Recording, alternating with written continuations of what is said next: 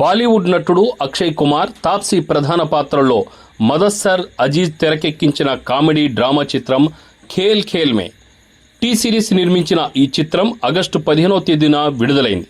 Box office వద్ద పెద్దగా ప్రేక్షకులను ఈ మూవీ ఆకట్టుకోలేకపోయింది. అయితే ఇప్పుడు ఈ మూవీ ఓటీటీలో స్ట్రీమింగ్ కానుంది. ఖేల్ ఖేల్ మే చిత్రంలో నటుడు అక్షయ్ కుమార్ తాప్సీతో పాటు పర్దీన్ ఖాన్, వాణి కపూర్, ప్రజ్ఞా జైస్వాల్, ఆదిత్య సీల్ కీలక పాత్రల్లో నటించారు. దసరా కానుకగా అక్టోబర్ 9 నుంచి ఖేల్ ఖేల్ మే చిత్రం ఓటీటీలో విడుదల కానుంది.